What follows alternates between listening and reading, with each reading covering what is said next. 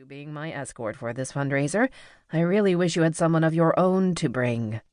Hudson let a lazy half-smile curl his lips and raised one eyebrow teasingly, a move that usually annoyed his mom as much as it made the city's sexiest socialites sigh and lose their better judgment. "Be careful about saying escort too loudly," he warned. "We wouldn't want to give people the wrong idea about what it is I do with all of my free time."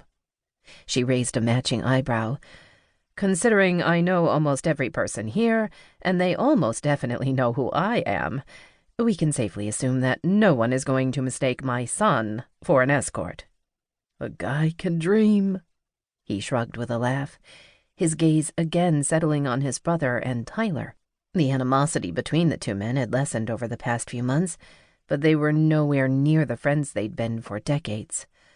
"A mother has dreams, too," Helene said with a pitiful sigh that she must have practiced for hours. She dropped her gaze before looking back up at him with all the innocence of a honey badger. "Give it up," he said, his step stalling out as he caught that familiar gleam in her eyes. She pretended her attention was riveted by the soon-to-be-divorced Masons arriving together, but he wasn't fooled. "Don't you dare look at me like that. I know that look. It's the same one you started shooting at Sawyer before you began Operation Matchmaking Mama. I'm immune." "I'm sure I don't know what you're talking about." She squeezed his arm, a devious smile tugging at the corners of her mouth, a mouth almost exactly like the one that greeted him from the mirror every morning, except right now hers looked more like a shark baring its teeth. "But you do look very handsome saying it." "Mother, you should leave the charm to me. It's scary looking on you." She patted his cheek, a little harder than she needed to, and then shook her head. "All that charm won't always get you what you want. Not in the long run." "Don't worry. It does everything I need in the short term." He winked at her, then resumed walking, this time guiding her to Sawyer's side.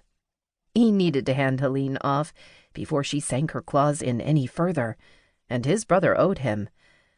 "And the long run, my massive bank account will take care of that." If Helene Carlyle was the kind of woman to snort, that's how he would describe the sound leaving her throat unexpectedly. As it was, he had to imagine she'd delicately sneezed. "That attitude might fool most people, Hudson Bartholomew Carlyle, but it doesn't fly with me," she said.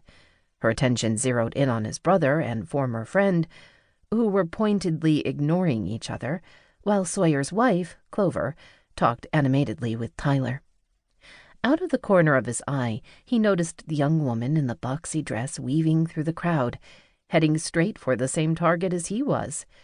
She almost looked elegant for a moment, but as she neared Sawyer and Tyler, she tripped over her own feet. His muscles tensed, wishing he was close enough to catch her, but Tyler and Sawyer quickly reached out to stop her fall. She said something to Tyler as she pushed her black glasses up from where they'd slipped down, almost to the end of her button nose. Despite her being only a few feet away, her voice was so soft that Hudson couldn't hear what she said. But it was followed by a gruff, "no problem," and a nonchalant "no worries" from the men. The interaction seemed to jolt Sawyer and Tyler out of their silent standoff, though, and for half a second it looked like they'd actually talk. But instead, both nodded goodbye to the woman and headed in opposite directions, Sawyer tugging his wife Clover along with him. Douchebags. It couldn't be more obvious that the two wanted to be friends again, but neither of them would do a damn thing about it. Although he had to admit, bro code and all, he blamed Tyler for the rift. It wasn't like Sawyer encouraged Tyler's fiancée to end up naked in Sawyer's bed. Sawyer had sent her on her way, but Tyler insisted everything was his brother's fault. Ridiculous pride. Hudson's ire started to rise further as he studied his mystery woman, who was still watching Tyler's retreating form. Sadness darkened her eyes, giving the tip of her nose the slightest red tint. As an artist, Hudson had spent his life studying people and learning their secrets so he could better paint them, and one thing was certain about this woman: she was unquestionably in love with Tyler. Poor thing. She was definitely not his type. Tyler liked him tall, blonde, busty, and bitchy.